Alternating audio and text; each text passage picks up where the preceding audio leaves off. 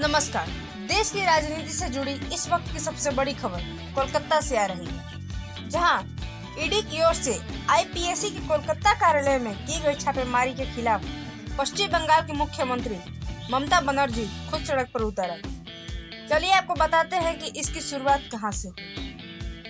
आपको बता दें कि ईडी ने यह कार्रवाई कोयला तस्करी से जुड़े मनी लॉन्ड्रिंग मामले में की है। जांच एजेंसी का आरोप है कि कोयला तस्करी से प्राप्त लगभग 20 करोड़ के हवाला फंड को 6 बार अलग अलग माध्यमों से घुमाकर आईपीएससी के खातों में भेजा गया था।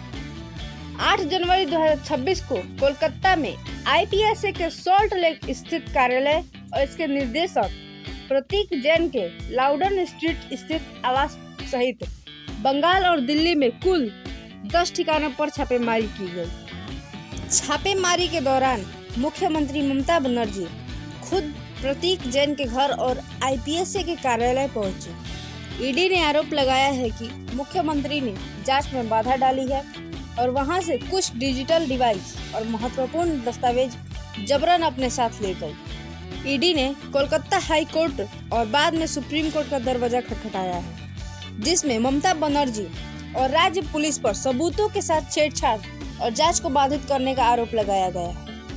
पश्चिम बंगाल सरकार ने सुप्रीम कोर्ट में एक कैविएट दायर की है ताकि उनका पक्ष सुने बिना कोई आदेश पारित ना हो। साथ ही कोलकाता पुलिस ने ईडी अधिकारियों के खिलाफ चोरी और आपराधिक अत्याचार की एफआईआर दर्ज कर जांच शुरू कर दी। फर्म ने इसे एक दुर्भाग्यपूर्ण उदाहरण बताया है और कहा है कि वे जांच में पूरा सहयोग कर रहे हैं। उन्होंने स्पष्ट किया है कि वे केवल एक पेशेवर सलाहकार फर्म है और किसी भी विचारधारा से प्रभावित नहीं है। यह मामला आगामी पश्चिम बंगाल विधानसभा चुनाव 2026 से पहले भाजपा और टीएमसी के बीच एक बड़े राजनीतिक युद्ध में बदल गया है।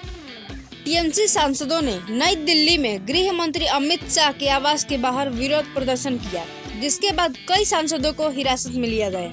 ममता बनर्जी ने इस कार्रवाई को राजनीतिक प्रतिशोध 2026 के विधानसभा चुनाव से पहले एक साजिश बताया है। ममता बनर्जी ने इस कार्रवाई को राजनीति से प्रेरित बताते हुए केंद्र सरकार पर केंद्रीय एजेंसियों के दुरुपयोग का आरोप लगाया है। कोलकाता की सड़कों पर आज राजनीतिक तापमान चरम पर पहुंच गया है, जब मुख्यमंत्री ममता बनर्जी ईडी की कार्रवाई के खिलाफ खुद विरोध प्रदर्शन में शामिल है। ममता बनर्जी ने इस कार्रवाई को सीधे तौर पर विपक्ष को डराने की कोशिश बताया है और केंद्र सरकार पर तीखा हमला बोला है। मुख्यमंत्री ममता बनर्जी ने कहा है कि आईपीएससी कोई राजनीतिक पार्टी नहीं है, बल्कि एक पेशेवर संस्था है, लेकिन विपक्ष से जुड़े होने के कारण उसे निशाना बनाया जा रहा है। ममता बनर्जी ने केंद्र सरकार पर आरोप लगाया है कि देश में एक पैटर्न अपनाया जा रहा है, जहां चुनाव से पहले केंद्रीय एजेंसियों का इस्तेमाल विपक्ष के खिलाफ हथियार के तौर पर किया जाता है। उन्होंने कहा कि अगर आज आईपीएससी को निशाना बनाया गया है तो कल पत्रकार, छात्र और आम नागरिक भी इसके दायरे में आ सकते हैं। ममता बनर्जी ने ईडी के अधिकारियों से भी सीधे अपील की कि वे किसी राजनीतिक दबाव में काम ना करें और संविधान के प्रति जवाबदेह रहे। मुख्यमंत्री ने यह भी आरोप लगाया है कि देश में महंगाई, बेरोजगारी और आम लोगों की समस्याओं से ध्यान हटाने के लिए इस तरह की कार्रवाई की जा रही है। ममता बनर्जी ने साफ शब्दों में कहा कि वे डरने वाली नहीं है और इस तरह की कार्रवाई उन्हें सच बोलने से नहीं रोक सकती। इस मामले पर पश्चिम बंगाल भाजपा ने सवाल उठाया है कि अगर आईपीएससी एक निजी सलाहकार फर्म है तो उसके कार्यालय में सरकारी दस्तावेज क्या कर रहे थे और मुख्यमंत्री एक निजी फर्म के बचाव में खुद क्यों पहुंचे। फिलहाल ईडी की ओर से इस मामले में कोई आधिकारिक बयान सामने नहीं आया है, लेकिन ममता बनर्जी के इस विरोध प्रदर्शन ने एक बार फिर केंद्र बनाम राज्य की राजनीति को तेज कर दिया है।